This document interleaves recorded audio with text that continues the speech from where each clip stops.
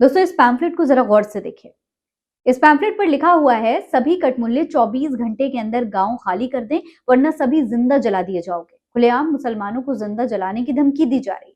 इसे देखकर ऐसा लग रहा है जैसे बांग्लादेश की माइनॉरिटी में और भारत की माइनॉरिटी में ज्यादा फर्क नहीं बचा है। दोनों की हालत लगभग एक जैसी ही है। पूरा मामला क्या है सब कुछ आज की इस वीडियो में डिटेल में बताऊंगी, इसीलिए वीडियो को पूरा जरूर देखिएगा। सलाम नमस्ते, मेरा नाम फरहीन अंसारी है और ये खबर आप मेरे official channel Farheen Ansari official पर देख रहे हैं। दोस्तों बुलंदशहर जिले के सिकंदराबाद कोतवाली क्षेत्र के गांव भोखेड़ा से बहुत ही हैरान करने वाला ये जो मामला है ये सामने आया है। ये पैम्फलेट्स जो हैं वो पूरी सोशल मीडिया पर वायरल हुए हैं।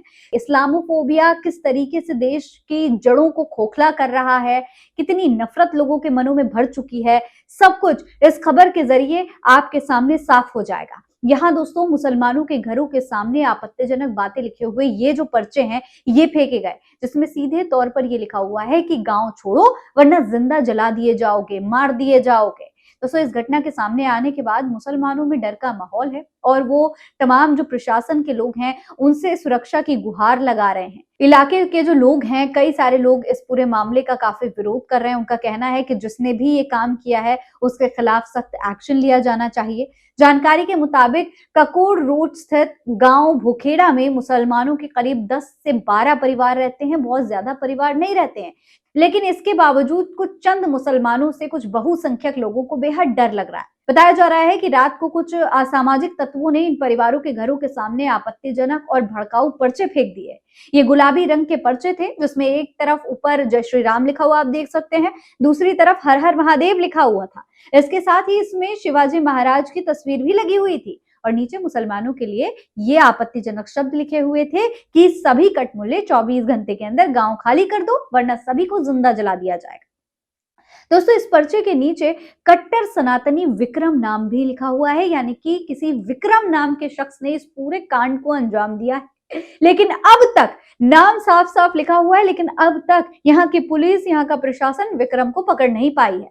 शुक्रवार सुबह जब लोग अपने घरों से बाहर निकले तो उन्होंने ये पर्चे पड़े हुए देखे। पर्चे की भाषा आपत्तिजनक थी और आक्रामक भाषा की वजह से लोगों में काफी डर भी फैल गया।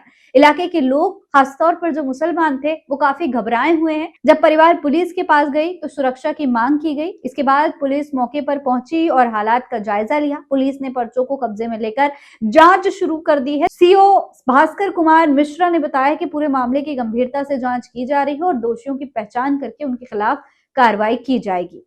पुलिस का कहना है कि गांव में शांति व्यवस्था बनाए रखने के लिए आवश्यक कदम भी उठाए जा रहे हैं। हैरानी की बात तो ये है दोस्तों कि मुसलमान तो खैर चलो मुसलमान ही हैं, उनसे तो नफरत है ही, उनके लिए तो समाज में नफरत फैलाई दी गई है, लेकिन यहाँ तो महिलाएं और मासूम बच्चियां तक सुरक्षित नहीं। उनके लिए आप क्या कर रहे हैं? मुसलमानों से आपको इतनी नफरत है कि आप उनके खिलाफ पर्चे बांट रहे हैं। लेकिन उसी शहर की एक मासूम बच्ची के साथ बलात्कार होता है। 4 साल की बच्ची के रेप के बाद उसे छत से फेंक दिया जाता है, उसकी हत्या कर दी जाती है। फैक्ट्री में साथ काम करने वाले 2 मजदूरों को इसको लेकर के गिरफ्तार किया जाता है। एक है राजू और दूसरा है वीरा कश्यप। दोनों को गिरफ्तार किया गया। के बावजूद यहाँ के लोगों को हिंदू मुस्लिम करने से फुर्सत नहीं है। अपनी बेटियों की रक्षा करिए, अपने परिवार की रक्षा करिए, समाज में सुरक्षा का माहौल पैदा करिए, लेकिन यहाँ पर इस पूरे शहर में इस कदर नफरत फैली हुई है कि लोगों को सही और गलत का फर्क भी समझ में नहीं आ रहा है।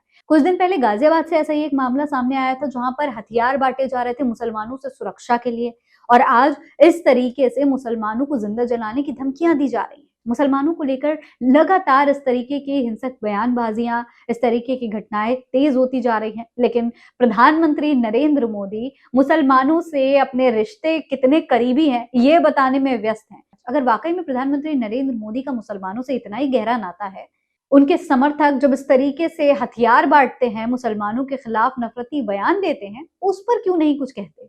इस पूरे मामले पर आप क्या कहेंगे? कमेंट बॉक्स में लिखकर हमें जरूर बताइएगा। जय हिंद, जय भारत।